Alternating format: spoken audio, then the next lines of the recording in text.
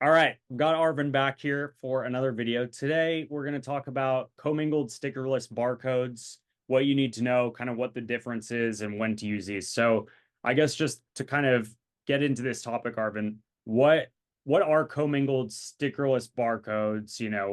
We know products have oftentimes a UPC code printed on the back, or an ISBN, or what have you. So what is that? Then what is this B00, your ASIN label that sometimes you have to put on versus an FNSKU, the one that has an X00 something something something. Can you kind of give us a high level overview? Yeah, sure. But let me explain it in a way like, whenever you're sending a product to Amazon, and Amazon, they have their system that scans the product that is coming into their warehouse, right? And they are scanning it, the quantity based on the barcodes.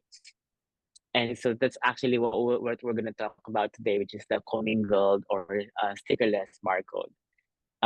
But yeah, the commingled or stickerless barcode, it means that Amazon is actually allowing you to use your own manufacturer barcode, may it be GTIN, UPC, or EAN, as your barcode of every item that you are sending on Amazon. In the past, Amazon designed it that every product that is being sent to the FBA warehouse or Amazon warehouse, they need to use Amazon barcode that starts with X000, and you can generate it after you create the listing, and it is per SKU. So let's say you created one ASIN and you decide that you will actually have two SKU for that one, then that means that there will be Amazon FNSKU barcode that you have to generate and attach to your product separately. It depends on what you will use.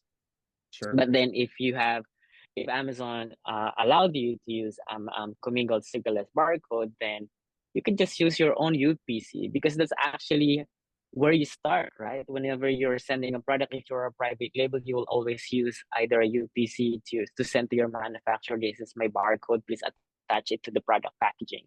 So you don't have to worry about reattaching or attaching the new Amazon FNSKU barcode after you create the listing, because that would be available later after you create the listing.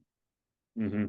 And They have it as well? Mm-hmm. yeah, Go on. essentially, with commingled stickerless barcodes, it's a simplified process. Essentially, if your manufacturer is printing the UPC or what the GTIN on the back of your product, then you can use that, which makes it easier because you don't have to then, either yourself or a 3PL or paying Amazon go and label each product. Plus, you don't have to deal with, hey, what if I have two separate, in my Amazon inventory, if I have two separate SKUs for the same product, they're going to have their own individual FNSKU, which, is normally an X, starts with an X and so on, which, you have to label appropriately. So it's easier overall, generally speaking. And also Amazon, I know Amazon charges about 30 cents per unit to put labels on. So if you have them, and most 3PLs are around the same. So if just think from a cost standpoint, you save money by doing that normally. I guess Mm-hmm. how do you set this up or enable it? Like what's kind of the process there? And can every Yeah, product but yeah, yeah, that's actually, yeah. Before I answer that one, so there's certain eligibility for this, for Amazon to allow you to actually use this. First, your product must be evergreen, meaning that it should not be like, there should be no expiration date. Also, it's not like topical product, or yeah, anything like that. I know there's like other, like two more that in order for you to be eligible. But from meltable products. sometimes, I think food and meltable products, uh which I guess would have an expiration, but yeah, like yeah, those can't do this. because yeah, so but actually sometimes, even though your products expiry dated product, Amazon will still like allow you. So it's for you to decide, because Amazon may later on find out and then not allow you to continue sending that product in the future. So yeah, the other main benefit of actually selling the commingled stickerless barcode is, let's say if you are selling products rather in multiple marketplaces, and you're sourcing it only from one manufacturer, and of course they are putting it into a packaging that has one barcode. So using your own manufacturer barcode, regardless whether you're sending it in the US or in Canada or maybe in the UK, you don't have to worry about changing the barcode or paying Amazon for extra labor for adding the barcode on the product packaging.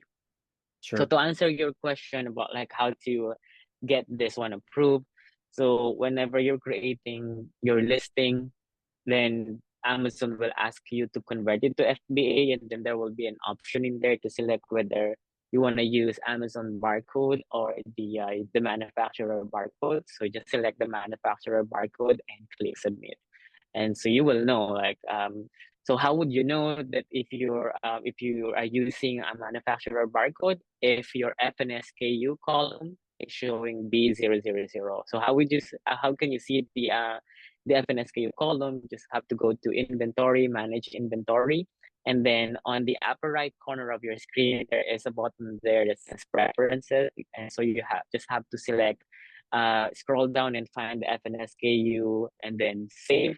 So now then you will have your additional column because it is hidden by default. So now you can see there FNSKU. So if it starts with B00, which is also the same as the ASIN, then therefore you are using your manufacturer barcode. But if it starts with X000, then you are using Amazon barcode. Cool. Yeah, that's great. And then I think just in terms of problems that can happen, and I had Yeah. so this works really well when you're a private label seller. There's no one else selling your product. If you're a reseller, this is something Mm-hmm. that might be totally different, and you either want to avoid or might not have a choice. It might be forced to, but I worked with in-house for a company that was reselling products, and we Mm-hmm. had they were more expensive products. And one of the challenges that we ran into at first, we were doing co-mingled using the manufacturer barcode, but there might be 20 resellers. And the one thing to know about this is, unless Amazon has changed something, which I don't think they have, is when you send that inventory in, Amazon, distributes it to certain warehouses and it's stored there. And let's say you've got your Mm-hmm. inventory in California and, New York, but someone orders the product from Atlanta, Georgia, and there's an Amazon warehouse there with the product, and maybe that product is actually it was sent in by another seller using commingled barcode, but Amazon might sometimes take one of their units of inventory, ship it to the customer, but give you the credit for it because it's more efficient for their system. Now, that can be problematic if, again, maybe you're selling like speakers or something that's an expensive technical product, because what if the customer gets the product, they say this is defective or broken and want to return it? You don't have a way to validate where that other person got their Mm-hmm. inventory from. And so sometimes because that inventory shipped from someone else, if they have maybe counterfeit items, for example, a customer complains, that can affect you who are selling legit items, but because you went and used the commingled system. And so when I worked with that company, that was a big thing that we did is we turned all of the commingled barcodes off. We labeled everything with an FNSKU, and that's how we resolved Mm-hmm. that problem. Because when you do the FNSKU, it's tracked directly to you, and the Amazon knows that it's your unit that you shipped in. So I guess like are there any other problems or risks or any other kind of things like that that you can foresee here or have seen with other sellers? Well, yeah, I mean that's the actually the main problem. But as a practice, and this is always what I'm telling my clients, if you are a reseller, then always use Amazon barcode. Don't use Commingle. If you are a reseller, it might be retail arbitrage or online arbitrage, or even if you're a wholesaler. But Mm-hmm. if you are a private label and you really decide to use the commingled stickerless barcode, for you to prevent this kind of issues, to make sure that you are kicking all of the resellers or unauthorized resellers selling on your product, you can just look at your product detail page and see if there's any other like new seller selling your product. And if you have your brand registry, you can always just report them to Amazon. So it's Amazon will then like kick them out if they prove that they are actually an unauthorized seller. They will have this notification on their seller center account, and will have full control. So the benefit is not only that you will prevent this kind of issue for authenticity, but also you will not have worry about the buy box, because of course the other sellers will try to compete with you by adjusting their prices down, and it will affect your buy box eligibility, your pricing. You will have pricing issues and all that. So that's the way to prevent it. It's not just really enrolling in that FNSKU or stickerless barcode and then you're done. No, as a seller, it's your responsibility to make sure that you are constantly checking it. Yeah, no, that's a great point. And I think just the last two things I've seen, and then we'll probably wrap this video up, but are sometimes you think your product should be eligible. And you already mentioned that sometimes you have maybe a product that it has an expiration date and that's not eligible, but Amazon might not catch it right away.